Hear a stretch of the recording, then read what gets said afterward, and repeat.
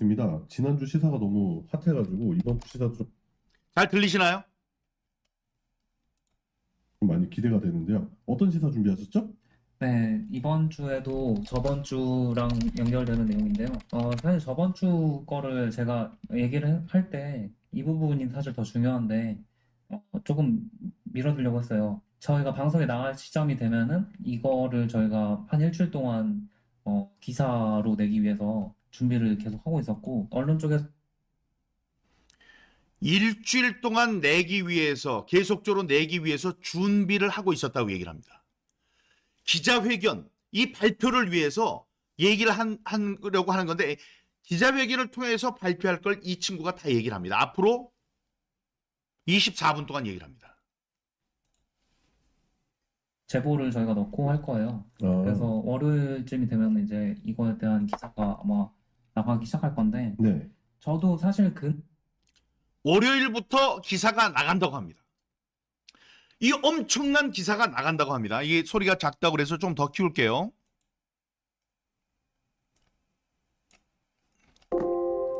그날 받았던 충격 중에 가장 큰 충격이에요. 그래요? 네, 왜냐면은 지금 현재 저희가 굉장히 성공했다고 느끼는 자부하고 있는 것 중에 하나가 이제 최순실하고 박근혜를 감옥에다 넣은 거잖아요. 그죠, 그죠. 근데 그 두 사람이 다음 대통령이라는 그 노른자 땅에다가 알박기를 시전했다는 응? 그런 정황적인 증거를 엿볼 수 있는 대목입니다. 잠깐. 그럼 만약에 대선이 12월에 정상적으로 진행이 됐다면 문제가 될 수 있을 만한 정황을 포착했다라는 거네요? 네, 그렇죠. 어, 그때만은 아니라도 일단 다음 대선이라는 거를 위해서 굉장히 오랫동안 공을 들여온 것 같은 느낌을 받았어요. 그러니까 에일리언이 숙주에다가 알 심어놓듯이. 네, 왜 그런지는 들어보시면 아시겠지만, 이제 네. 예. 다시 한번 그때 정황을 설명을 드리면, 네네. 그 투표지 분류기 있잖아요. 네. 투표지 분류기가 정확하게 뭔지도 모르시는 분들도 있는데, 여러분이 투표하시는 소중한 한 표를 사실은 개표장으로 이송이 돼서 네. 그걸 개표를 실제로 시작할 때 맨 처음 단계가 이제 함을 여는 거고, 함을 연 바로 다음이 기계를 먼저 돌려요. 그 기계가 투표지 분류기고, 그렇게 한번 돌린 투표지 기계에서 1, 2, 3, 4로 후보별로 표가 분류가 되면 그 다음번에 그 표를 이제 또 집회사는 기계에다 넣고서 심사집계부에서 그걸 확인하게 되어 있어요. 네. 그래서 사실상은 기계로 인해서 모든 게 처리가 된다고 보시면 되는데, 일단은 그 사람이 그걸 직접 세워보기 전에 이 투표지 분류기를 사용해서 먼저 처리를 하기 때문에 사실상은 이 투표지 분류기가 굉장히 중요한 역할을 하고 있어요. 네. 지금 이 이야기를 하는 사람을 찾아주시기 바랍니다. 이 이야기를 하는 사람이 바로 시민의 눈에 속한 대학교에서 강의도 하는, 내가 대학 교수 같진 않아요. 젊은 분 같은데 뭐 강사나 이렇게 될 것 같아요. 당시에는 7년 전에, 지금 뭐 7년이 지났죠. 이분이 다 아는 사람, 이분이 들어가서 소스 코드 보고 다음에 중앙선관위 쳐들어갈 때도 다 들어가서 서버 점검 결과도 보고 그랬던 사람입니다. 이 사람이 하는 얘기도 잘 들어주시고요. 이분이 누군지를 아는 사람은 저에게 제보를 해주시기 바랍니다. 궁금한 건 살아 계시겠죠? 그런데 이번 대선 때 사용되는 투표지 분류기에 제어하는 노트북에 들어가는 프로그램, 그 프로그램의 소스 코드를 본 사람이 선관위 직원 외에는 국민 중에 저 하나라는 것 때문에 노트북에 돌아가는 이 프로그램의 소스 코드를 본 거는 전 국민 중에 선관위 직원 말고 자기 혼자랍니다. 때문에 제가 이거를 이제 저만 이제 알고 있었던 사실이고 일주일 동안에 그러면은 소위 방송이 단독이야? 예, 약간 그런 느낌이에요. 제가 처음 이제 공적으로 나가게 되는. 잠깐 나 엄청 부담스러워. 청심환 좀 사올래? 심장 떨려, 진짜. 일단 들어볼게요. 무슨 내용인지. 네. 네. 일단 그 투표지 분류기라는 게 분류를 하는 거잖아요. 네. 그렇기 때문에 1번 표현은 몇 장이 같고 2번 표현은 몇 장이 같고 그런 것들을 일단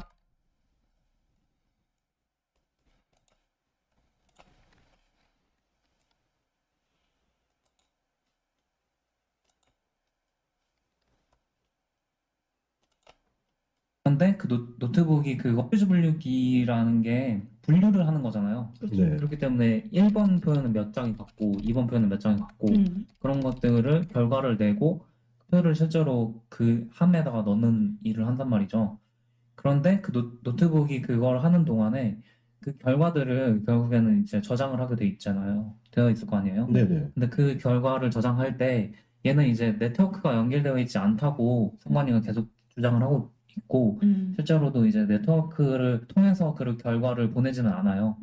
대신에 노트북에 있는 하드디스크가 있을 거 아니에요. 네. SSD나 하드디스크가 있을 건데 거기 안에다가 이제 파일을 하나 생성을 해요. 그래서 투표지 분류기 프로그램이 돌아가는 그 폴더 안에다가 DB라는 폴더를 만들고 그 안에다가 데이터베이스 파일을 하나를 만들어요. 그래서 로컬 데이터베이스, 온라인 데이터베이스가 아닌 로컬 데이터베이스를 생성을 하고 거기에다가 결과값을 저장하게 되어 있어요. 그런데 문제는 뭐냐면요. 그 로컬 데이터베이스를 생성할 때 사실 모든 데이터베이스는 이제 주로 대부분의 데이터베이스 형식들은 암호를 이제 가지고 있게 만들어져요. 네. 그래서 데이터베이스 파일에 접근할 때 암호가 있어야지만 걔를 열어볼 수 있게 되어 있거든요. 그런데 그 암호를 전국의 모든 표지 분류기가 그 암호를 공통된 암호를 가지도록 코딩이 되어 있었어요. 그래서 제가 그런 부분에 대해서 지적도 했고 그걸 어떻게 하면은 그걸 전국에 있는 모든 투표지 분류기가 다른 암호를 가질 수 있는지 그런 방법까지 제가 다 자문해줬기 때문에 제가 이거를 공개를 하는 부분이에요. 사실 그런 패스워드가 동적으로 바뀌는 값이 아니고 그렇게 코드에다가 딱 박아놓은 거가 이제 하드 코딩이라고 하는데 그거 무슨 얘기를 했냐? 자기가 지금 얘기를 하는 거는 그렇게 허술한 미르케이 얘기는 아직 안 나왔어요. DB라는 데이터베이스 폴더에 들어가는 비밀번호가 전국적으로 똑같은 게 있어서 그러면 안 되니까 요거를 서로 달리 할 수 있는 방법을 자기가 가르쳐 줬으니까 지금 내가 이렇게 얘기를 해도 된다는 겁니다. 이게 이 사람이 이렇게 관리 감독을 잘 해줘서 좋은 것 같죠? 그게 아니에요. 자기는 알고 있는 거야. 자기가 알려줬다는 거예요. 이렇게 하면 각기 다른 비밀번호가 생성된다. 그거를 알려줬다는 거예요. 그러니까 그 비밀번호를 아는 사람은 누구예요? 요 사람. 시민의 눈에 속한 대학 강사, 기술자, 프로그래머. 그 사람이 계속 얘기를 하는 겁니다. 그렇게 하는 거가 굉장히 문제예요. 왜냐면은 이 투표지 분류기 소스 코드 자체가 비주얼 베이직 닷넷이라는 코드로 되어 있는데 비주얼 베이직 닷넷이라는 거는 디컴파일러라는 프로그램에다가 exe 파일을 그냥 그대로 넣으면은 걔의 소스 코드를 원본 소스 코드를 100% 그대로 볼 수가 있어요. 그렇기 때문에 만약에 그 프로그램을 탈취를 하게 되면은 그거를 디컴파일러에 돌려서 그 데이터베이스 암호를 바로 알아낼 수가 있고 너무 위험한 그거죠. 네. 보안이 너무 취약한데? 네. 그러니까. 생각보다 굉장히 취약한 거예요. 거의 뭐 대학교 과제 수준 보안이거든요. 대학교 과제 수준 개선을? 잠깐 대학교 과제 수준 비하하는 겁니까 지금? 제가 대학교 과제로 냈던 것도 이런 식으로 DB는 저장 안 했어요. 아 그래요? 세상에. 아니 더더욱 좀 너무 저는 지금 머릿속이 혼란한데 근데 그거 그렇게 대충 하고 있었어요? 저는 일단 전국에 있는 선관위 그 투표 분류기 그거의 암호가 동일하다라는 것 자체가 소스코드의 암호가 동일하다는 것 자체도 되게 충격적인데다가 이렇게 부실해. 이렇게 부실했나? 뭐 이런 생각이 드는데 좀 더 들어볼게요. 네. 그래서 그런 데이터베이스라는 거는 결국에는 파일 하나거든요.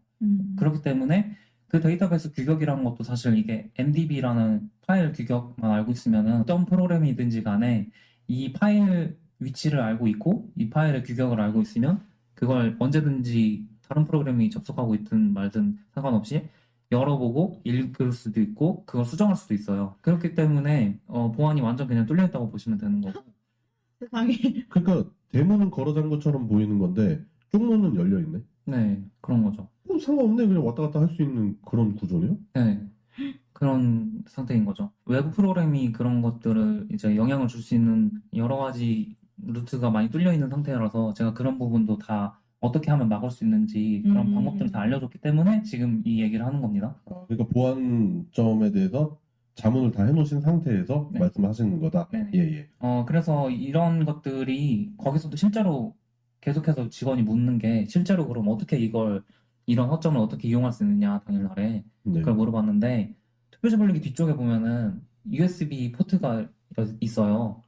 USB 포트가 노트북 네네. 보시면 아시겠지만 양 옆이랑 네, 다 있어요. 부분 같은 데 있잖아요. 네네. 근데 오히려 투표지 분리기에 들어간 노트북은 양옆이랑 뒤에는 없고 투표지 분리기 본체 뒷부분에 그게 있어요. USB 포트가. 어딘지 알겠어요, 저는. 네, 그거를 노트북을 사용하는 사람이 모르게 뒤에서 USB 같은 걸 딱 꽂고서 가도 사실 모르는 지점에 있어요. 그렇죠. 네, 그걸 도대체 왜 그렇게 설계했는지는 잘 모르겠어요. 뭐야? 그런데 그런 식으로 아, 그러니까 선거 개입 뭐 이런 거 막 나왔었잖아요. 그죠. 국정원이나 막. 그게 그렇게 흔한 단어가 아니잖아요. 그 송병호님 그거 그 마금 장치로 완전히 막아놓고 피스로 찍죠. 네, 저도 굉장히 자주 고장이 나는데 그런 보안점에 대해서 자문을 다 해놓으신 상태에서 네. 말씀하시는 거다. 네네. 예. 그래서 이런 것들이 거기서도 실제로 계속해서 직원이 묻는 게 실제로 그럼 어떻게 이런 허점을 어떻게 이용할 수 있느냐 당일날에 네. 그걸 물어봤는데 투표지 분리기 뒤쪽에 보면은 USB 포트가 있어요. USB 포트가 노트북 네네. 보시면 아시겠지만 양 옆이랑 네, 다 있어요. 부분 같은 데 있잖아요. 네네. 근데 오히려 투표지 분리기에 들어간 노트북은 양옆이랑 뒤에는 없고 투표지 분리기 본체 뒷부분에 그게 있어요. USB 포트가. 어딘지 알겠어요, 저는. 네, 그거를 노트북을 사용하는 사람이 모르게 뒤에서 USB 같은 걸 딱 꽂고서 가도 사실 모르는 지점에 있어요. 그렇죠. 네, 그걸 도대체 왜 그렇게 설계했는지는 잘 모르겠어요. 뭐야? 그런데 그런 식으로 일부러 그렇게 멀리다 포트를 설치해놨더라고요. 실제로 근처에 있는 사람은 안 보이고 네. 누군가 의도해서 뭔가를 할 수 있기 좋은 환경이 조성되어 있는 거네요. 그렇죠. 그 기계가 그렇게 커요? 좀 커요. 굉장히 커요. 테이블 네, 이렇게 한 커요. 테이블 크기 정도. 그렇기 때문에 그거를 악성 코드가 아까 그런 데이터베이스 파일을 접근한다든가 그 프로그램의 동작에 영향을 줄 수 있는 악성 코드를 자동 실행할 수 있게 만든 USB를 뒤에다가 몰래 이렇게 딱 꽂고 갔을 때 그 프로그램이 그 바이너리를 탈취해서 데이터베이스를 접근한다든가 그 프로그램 자체를 이제 영향을 줄 수가 있다. 그러면 그 한 군데에다가만 USB 꽂아서 해가도 전국에 있는 거 다 알 수 있는 거 아니에요? 그런 건 아니에요. 그거 하나만. 근데 그렇게 암호가 되는 다 거지만. 똑같은데? 그렇죠. 암호가 다 똑같기 때문에 그 암호를 미리 알고 있다면은 그니까. 훨씬 더 악성 코드를 만들기 쉬워지는 거죠. 잠깐, 제가 여기서 소설 하나만 좀 쓰고 갈게요. 제가 지난 총선 때 개표 참관을 했다는 거 아닙니까? 그죠. 그 투표 분류기가 자주 고장나요. 네. 맞죠? 선거님도 심지어? 봤죠? 네, 저도 굉장히 자주 고장이 나는데 그러면 이제 선관위 직원들이 초동 조치로 뭘 하냐면 그 스프레이 타입의 에어브러쉬로 한번 불어줘요. 뭐 과열돼서 그런 건가 아니면 먼지 때문에 그런 건가 불어주는데 안 되면 AS 직원이 들어옵니다. 외부인이 들어온다는 거죠. 근데 그 외부인이 들어와서 수리만 하고 가야 되는데 다른 일을 한다면 USB를 갖고 들어오는 건 수색을 안 하거든요. AS 직원은 뭐야? 프리패스예요. 너무 그 AS 직원이 선관이랑 그게 확인이 되면 그냥 경찰도 수색 안 하고 그냥 바로 통과가 되고. 그 영화에서 자주 보던 그 청소부 옷 입고 이거 카드 입고 하고 그냥 들어가는? 잠깐 더 들어봐. 근데 그 AS 직원이 본체를 봐야겠는데 하고 본체 쪽으로 가서 넣다 빼는 거는 누구도 감지하기가 힘들어요. USB 포트를 무슨 그 마금 장치로 완전히 막아놓고 피스로 찍어놓고 거기다 봉인지를 해놔서 이걸 사용할 수 없다라는 게 확실히 보이지 않는다면 제가 방금 말씀드린 그런 소설도 가능한 거 아니에요? 그렇죠. 그런 것들이 충분히 가능한 상황이고. 영화에서 진짜 많이 봤는데 네. 그렇게 부실한가 싶었거든요. 영화 보면서. 네. 저렇게 해서 지나갈 수 있을까? 근데 할 수 있는 환경이었는구나. 이제 좀 더 들어볼게요.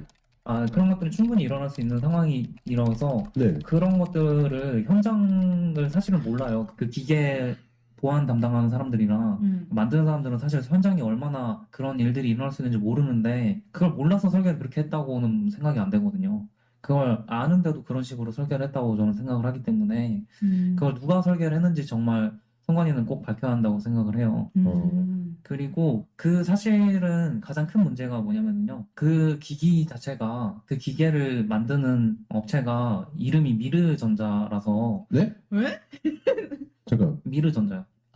미르가 그 미르지? 네, 그 그러니까 미르라는 게 여러 가지 의미가 있을 수 있는데 아, 그렇지. 우연이겠지. 뭐. 네네. 우연인가요? 순 한글로 아, 뭐 그런 의미가 있잖아요. 일단 박근혜 최순실 국정농단을 겪었던 사람들은 미르라는 이름이 그렇게 썩 반갑지가 않거든요. 그렇죠. 그렇기 때문에 그거가 미르 K스포츠죠. 미르 K스포츠와 어떤 연관이 있는가 네네. 그런 것들이 계속해서 제기가 됐었죠. 그런데 제가 거기 가서 이제 봤던 놀라운 게 뭐냐면요. 그 전국으로 동일하게 가는 그 DB 패스워드가 네네. 무려 미르그로 끝난다는 점이에요. 예?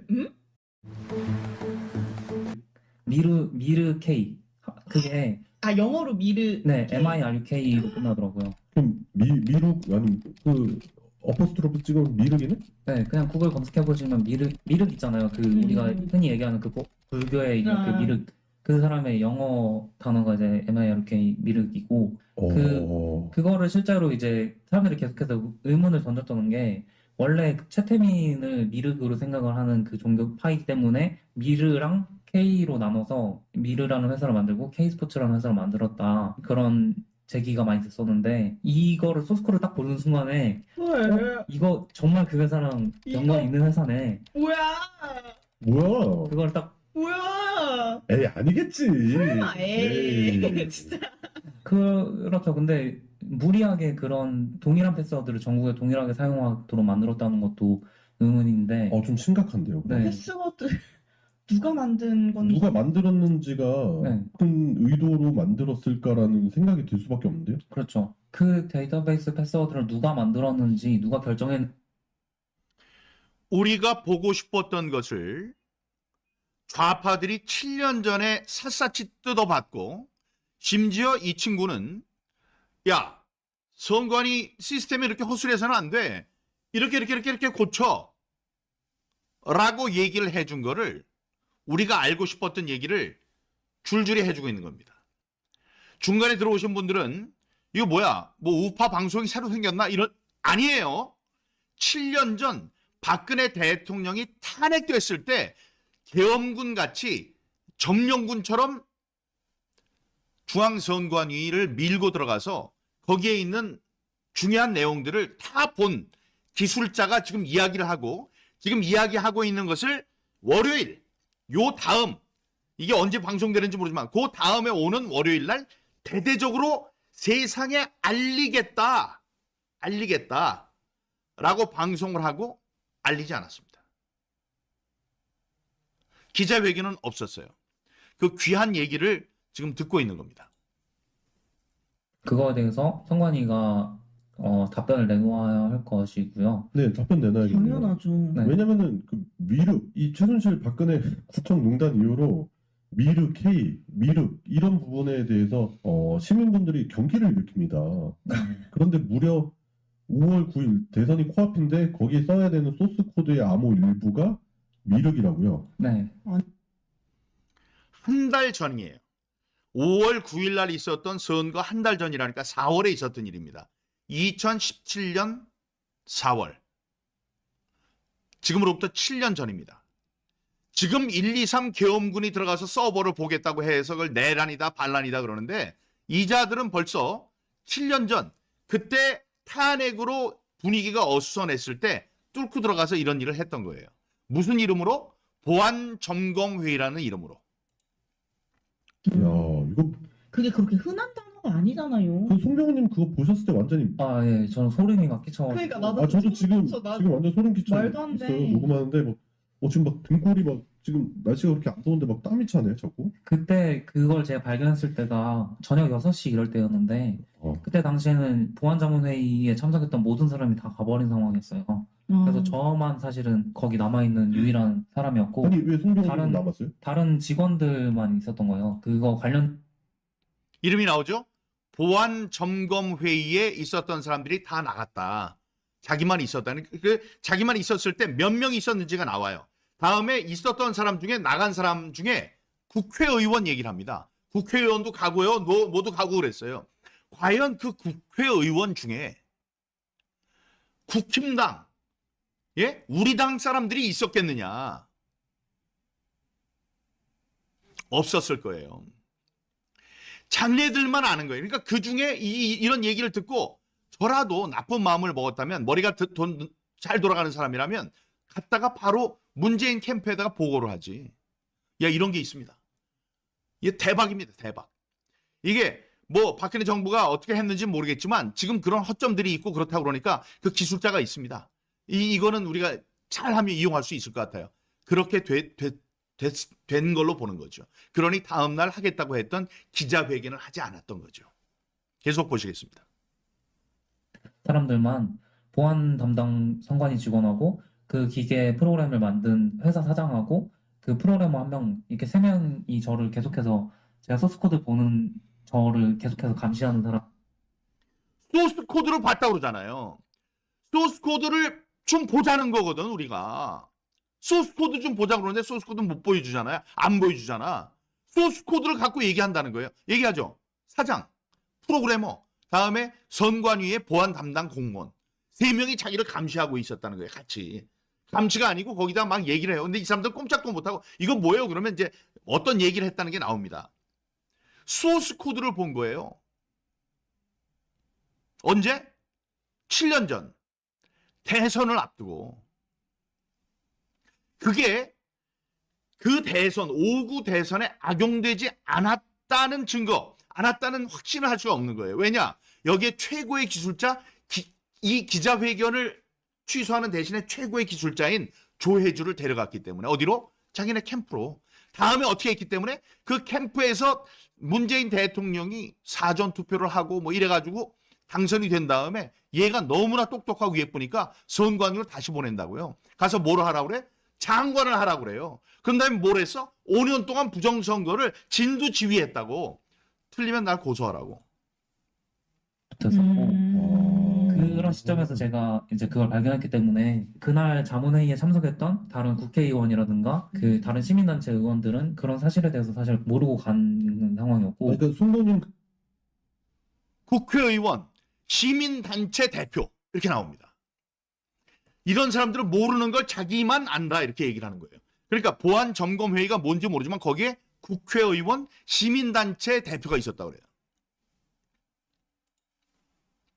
남아 있었던 이유가 그거를 끝까지 뭔지를 볼 권리가 있으니까 네. 그걸 다 확인을 하고 가려고 했었던 네. 거고, 그런 상황에서 나머지 같이 참가했던 분들은 별 의미가 없다고 생각하고 일찍 다 집에 가신 거고. 네. 그런데 송대호님 그걸 확인하려고 하니까 그 주변에 그 선관위 직원들이 다리를 뜨지 못하고 있었던 상황이네요. 네. 그것도 직원들은 서가지고 세 명이서 뒤에서 서가지고 제 바로 뒤에서 이제 계속 저를 보고 있는 거예요. 아, 얘가 뭐 보고, 얘가 네. 이거 볼까 말까 하면서 완전히 그거지. 그 엄마가 갑자기 내 책상에 와, 너 일어나. 그러면서 책상 좀 한번 봐야겠다 이러는데 짱방 없는 성적표가 있네. 그래서 저 걸리면 안 되는데 그런 느낌? 네. 약간 그런 상황이었고, 그래서 제가 그거에 대해서 미륵을 누가 정했느냐, 네. 그거에 대해서 이제 누가 정하셨는지는 모르겠는데 이런 식으로 암묵적으로 질문 던졌는데 그거 관련해서는 셋 다 아무런 대답조차 안 하고 그냥 무건을 하셨어요. 그래서 네, 댓글을 아예 안 하셨어요. 그리고 그 보안 담당 직원은 네. 그거에 대해서 그게 뭐 문제가 되느냐 하는 식으로 다른 걸로 자꾸 제 관심을 자꾸 끄는 것만 집중을 하시고 그거에 대한 정확한 답을 안 주고 그냥 넘어가 버렸어요. 제가 그때 당시 그분들이 허둥지둥하면서 다른 걸로 제 관심을 돌리기 위한 주제를 매우 적극적으로 환기시키는 걸 제가 녹음을 다 해놨기 때문에 그런 것들에 대해서 그분들이 전혀 반박을 하실 수가 없는 상황이고요. 이거 외에도 사실 굉장히 또 커다란 문제점들이 많이 있어요. 보안이 정말 그 중앙선관위 서버 자체도 굉장히 많은 보안적인 허점이 있어서 그런 것들을 저희가 이제 종합해서 월요일에 기자회견을 하는 예정이고. 시민의 눈 차원에서 기자회견 하시는 거죠? 네네. 그럼? 네. 모르겠어요. 일단 기자회견 한다고 그랬잖아요. 이걸 다 얘기하기 때문에 기자회견 한다고 그랬잖아요. 이 기자회견을 했으면 여러분과 저는 이 사실을 벌써 알고 있어야 돼요. 이 중요한 이야기를 왜 기자회견을 안 했나? 한다고 해놓고 이 중요한 얘기를 왜 너희들만 알고 숨겼나?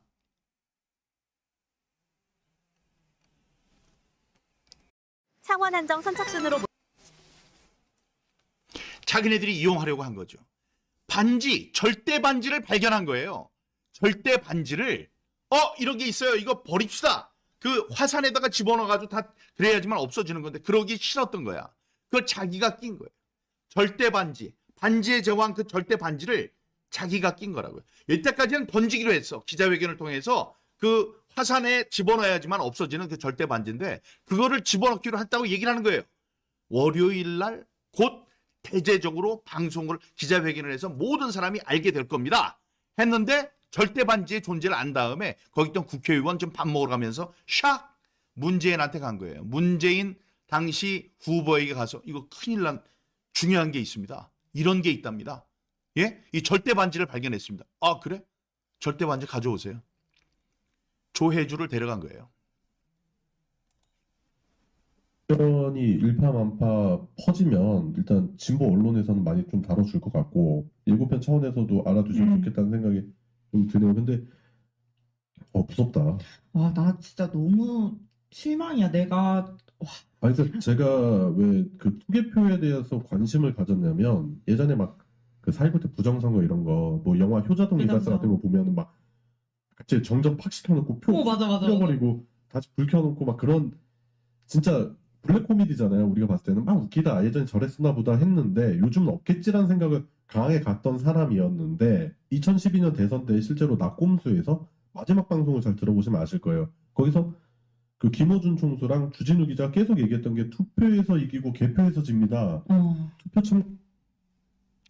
투표에서 이기고 개표에서 집니다라는 얘기를 누가 했다고요? 주진우, 김어준. 스탈린도 얘기했어요.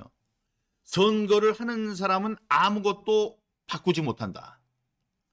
개표를 하는 사람이 모든 것을 결정한다. 그러니까 극우 유튜버라고 하지 말라고. 극우 유튜버라고 하지 말고 진실을 찾아서 애를 쓰는 사람이라고 얘기를 하세요. 그리고 우리는 줄기차게 했어. 한번 얘기하다가 꼬랑지 감추고 부정선거 없어요. 오히려 그 절대 반지의 권력을 누리고 부정선거를 해서 있는 정권에서 모든 단물 다 빨아먹는 그런 놈들이 아니에요. 우리는 저를 포함한 저에 대해서만 얘기를 하고 싶은데 그게 아니니까. 하여간 적어도 저는 부정선거가 있었다는 생각에 목숨 걸고 지금까지 왔어요. 한 번도 변하지, 앞으로도 변하지 않을 거예요. 얘네들은 어떻게 됐어? 선거를 하는 사람들은 아무것도 바꿀 수 없다. 개표를 하는 사람이 모든 것을 결정한다라는 그 유명한 스탈린의 말을 했던 얘네들 다 어디가 있냐고. 그리고 얘네들이 벌써 이 서버 탈취, 선관위에서 주문한 전자 개표기의 소스 코드를 전부 다 읽고 이거는 보안이 안 되니까 보안을 이렇게 고쳐라고 누가 얘기했대요? 여기 얘기하는 송정훈가 이 사람이 했다는 거 아니에요. 자기가 가르쳐줬으면 들어가는 방법을 누가 합니까? 이 사람이 알지. 이 사람은 좌파예요, 우파예요? 좌파지. 시민의 눈이지. 그러면 그 5년 동안 말고라도 그럼 대선 때는 어떻게 했겠냐고. 필요하면 마음대로 자기가 자기 집 드나들듯이 했을 거 아니에요. 뭐를 아니까? 들어가는 법을 아니까. 그냥 가만히 놔뒀으면 미르케인데 미르케이가 안 되니까 이렇게 고치세요라고 자기가 가르쳐줬다고 얘기를 하잖아요. 가르쳐준 대로 다 들어갈 수 있는 유일한 사람이 자기가 뭐래요? 유일한 사람이 자기래잖아. 국회의원도 없었고 누구도 없었고 그래서 내가 그 자리에 앉아가지고 소스코드 보면서 한 거는 나만 압니다. 전국에서 딱 한 명만 압니다. 극우라고 하지 말라고. 좌우 괜찮아요. 지금 송정우라는 사람이 어딘지 지금도 나오세요. 김어준, 주진우, 김어준은 모르겠고 주진우는 기자 생활을 했으면 기자 특종도 했다며 한 걸 내가 좀 본 것도 같아요. 이번에 세게 진실을 향해서 달려들어야지.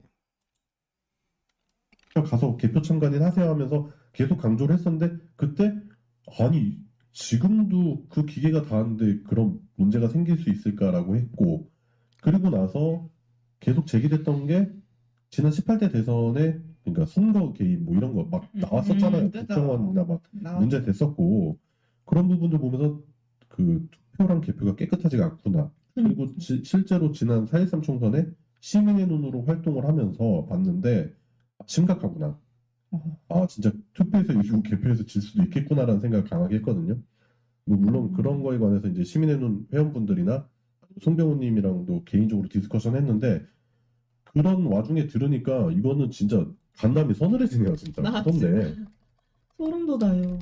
이건 야당 측뿐만 아니라 지금 모든 후보들 정당에서 이건 좀 강하게 문제 제기해야 되는 부분 아닌가요? 네, 지금 그렇지 않아도 저희가 이런 부분에 대해서 지금 다른 지역에서도 사실 그 제보들이 있었어요. 사실 굉장히 교묘한 방법이잖아요. 그렇죠. 교묘한 방법으로 대선에 개입을 할 거다라는 것들이 주요 정당으로 제보가 간 게 있어서 저희도 그런 것들에 같이 동참을 해서 이런 것들을 문제 제기를 할 예정이고요.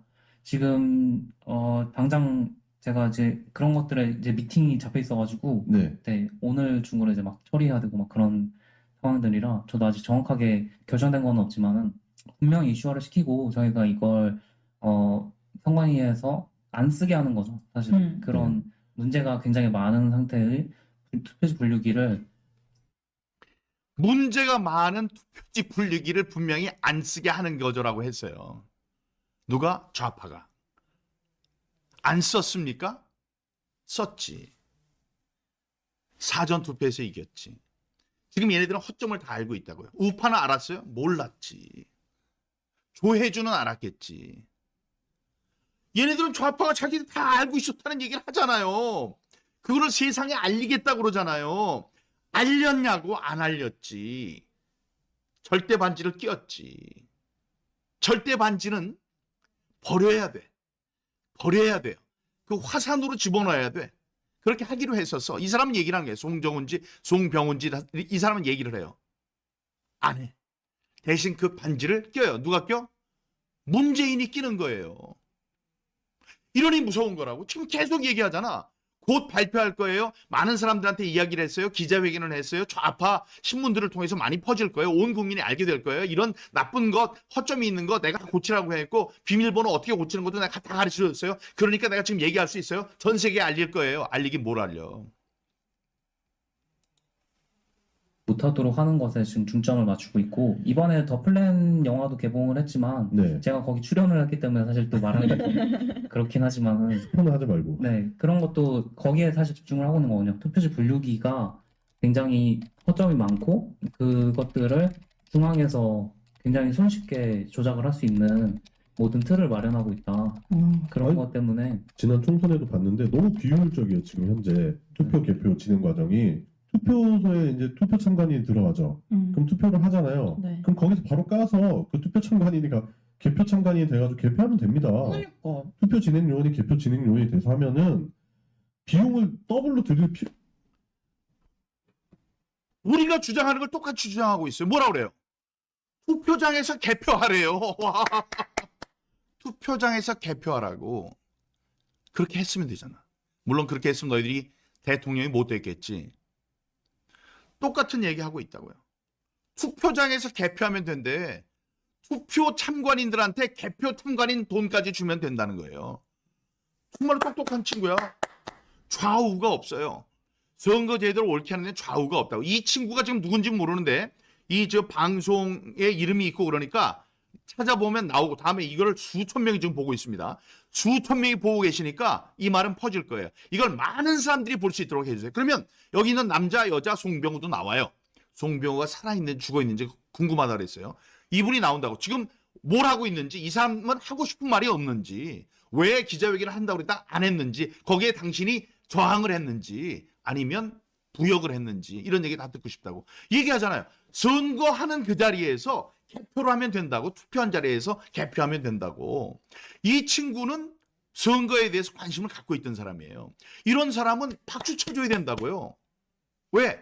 잘못되면 안 되는 것에 대해서 걱정을 하는 사람이야. 중요한 건 뭐야? 그런데 좌파예요. 좌파가 이걸 알면서 어떻게 했어요? 이걸 세상에 알리지 않고 악용했지.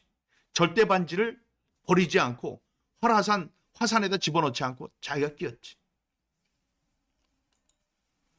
그러니까 비용 정감이 어마어마하게 줄죠. 그리고 그 투표함 이송하려는 거 다 돈이잖아요.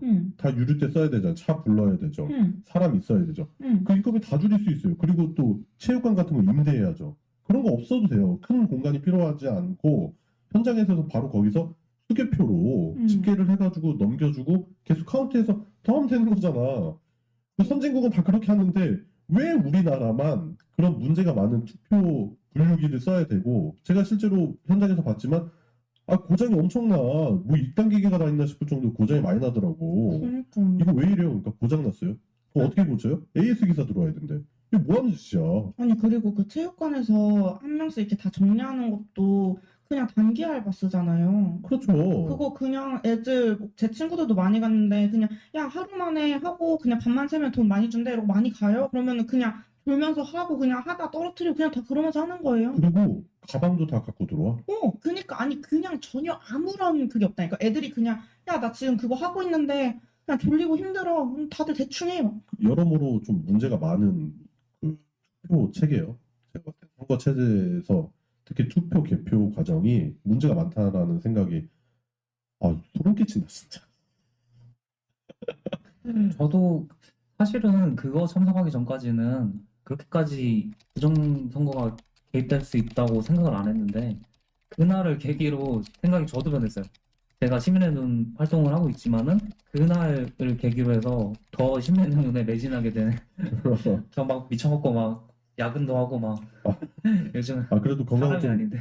좀 살피면서 하세요. 지금 혈색이 많이 좀 안 좋은 상황이시고, 일단은 뭐 너무 큰 뉴스, 너무 충격적인 좀 얘기였었던 것 같고, 이 부분에 대해서 좀 대책 마련이, 그리고 개선이 엄청 시급하다. 지금 대선이 한 달도 안 남았습니다. 그렇기 때문에 이런 부분을 짚고 넘어가야 된다.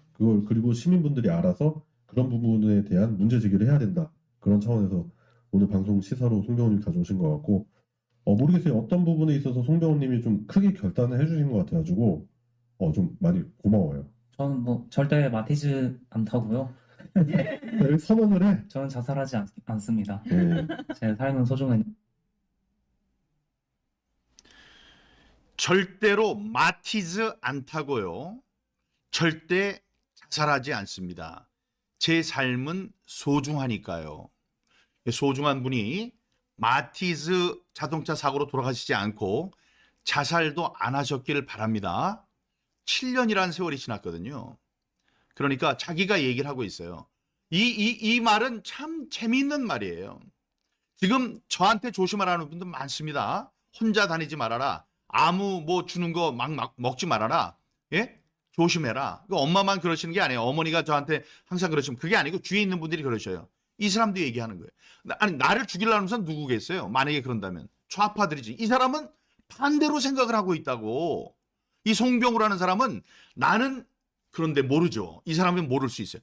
나의 삶은 소중하고 나는 그러기 때문에 자살하지 않습니다. 나는 마티즈 타고 다니지 않습니다. 이럽니다. 그러니까 이 엄청난 비밀을 가지고 있다는 사실을 알고 있는 사람이에요. 그리고 대중교통을 이용해요. 대중교통 애호가야. 내가 봤을 때. 그렇죠. 절대 마티즈 운전 안 합니다. 그래서 송병호님이 준비하신 다소 충격적인 시사를 끝으로 오늘 소요방송 마무리할 건데요. 양세빈님 어때요 지금?